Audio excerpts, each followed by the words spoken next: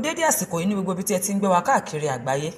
Gbàǹkangbì inú àwọn ìwé ìròyìn ló ń dé sétí gbọ̀nyìn láti iléeṣẹ́ Tóyìn Tòmátò tẹlifíṣàn.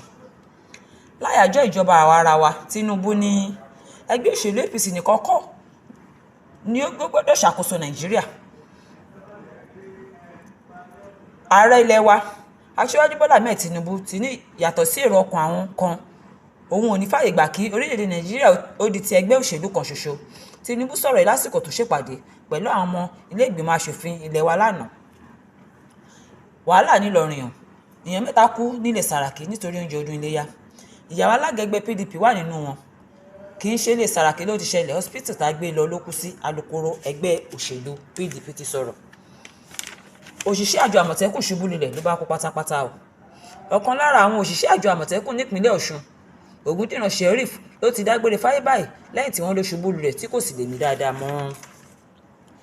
Tinubu ní mi ò ní fàyè gbà kí ẹgbẹ́ òṣèlú kan ṣoṣo máa ṣèjọba gbogbo Nàìjíríà.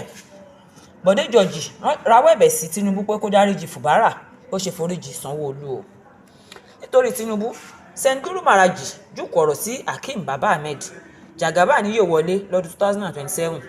Guru Maharaj ló sọ bẹ́ẹ̀. Wọn yóò kọ ìwé ìtàn ìgbésí ayé MKO Abíọ́lá jáde lóṣù tó ń bọ̀. Ẹ̀yin gbogbo ẹ̀yin ọmọ Yorùbá ẹ máa retí ìwé ìtàn náà. Tọ́lá Ọládòkun, àgbà ọ̀jẹ̀ nídìí iṣẹ́ tíátà Yorùbá ti tú àṣírí ńlá o. Ó ní Fúnkẹ́ Akíndélé àti Tóyìn Àyìnmá kò ṣe eré ńlá fún òun. Esther Ìgbẹ́kẹ̀lé fi gbẹta, àwọn tó súnmọ́ mi ló ń wá ìṣubú mi hàn. Ó ṣẹlẹ̀, Lizzy Anjorin lọ sí ilé ọkọ rẹ̀ l'Amẹ́ríkà láwọn ọ̀tá rẹ̀ bá sọ pé ó ń parọ́ ni. Súlè Àdìó Atawẹ́wẹ́ ṣeré níbi ọjọ́ ìbí Koko Zaria, ṣùgbọ́n táwọn kan sọ pé gbogbo orin tó kọ ń bẹ̀ orin èébú tó fi bú MC Olúọmọ, ìyẹn ààrẹ ẹgbẹ́ àwọn onímọ́tò nílùú Àbújá.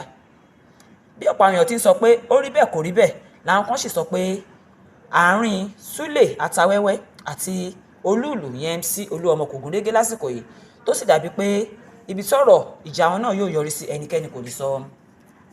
Saheed Òṣùpá kìlọ̀ fáwọn oníròyìn ayélujára.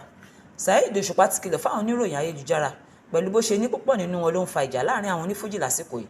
Òṣùpá sọ pé káwọn oníròyìn má ṣe fi ọ̀rọ̀ fújì tajà mọ́, kí wọ́n wá ọ̀nà míì láti máa fi tajà wọn. Ó ti wá sọ ó ní ohun tí ojú oníròyìn tó bá tún fa ìjà láàrin àwọn onífújì bá rí kí wọ́n fara mọ́, èyí tí kò bá gbọ́ nínú wọn yóò jèrè iṣẹ́ ọwọ́ rẹ̀. Gbajúmọ̀ olórin fújì náà tún sọ pé àsìkò tífẹ̀ tí ń wà láàrin àwọn olórin fújì ní oníròyìn kan yọjú síta tó dẹ̀ yẹ pé àwọn onífújì nìkan ló máa ń ṣe ìfọ̀rọ̀wérọ̀ fún.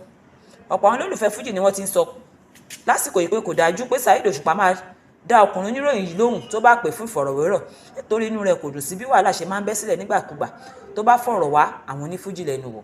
Ṣá o, alágbẹ̀dẹ orin sọ pé inú òun ò dùn bí ọkùnrin tó máa ń ṣe ìfọ̀rọ̀wérọ̀ fáwọn onífújì lórí ẹ̀rọ ayélujára ṣe máa ń fa ìjà nígbàkúgbà tó bá ti ṣe ìfọ̀rọ̀wérọ̀ fáwọn onífújì. Tí ẹ bá gbàgbé, ọkùnrin náà ṣe ìfọ̀rọ̀wérọ̀ fún King Wasiu Ayinde lọ́jọ́ sí, bẹ́ẹ̀ náà ló ṣe fún Súlè Àdìó Atawẹ́wẹ́ yìí Mr Spirit, tọ́rọ̀ náà sì fa awuyewuye káàkiri orí ẹ̀rọ ayélujára. Ṣùgbọ́n ní báyìí Saheed Òṣùpá ti ṣèkìlọ̀ pé kí ọkùnrin náà dẹ́kun láti máa ṣe ìfọ̀rọ̀wérọ̀ tí yóò fa ìjà láàrin àwọn onífújì. Gbogbo àwọn ìròyìn àti ìròyìn mìíràn lẹ́ẹ̀bà pàdé nínú ìwé ìròyìn Gbélégbọ́ tó jáde ní ọjọ́ òní.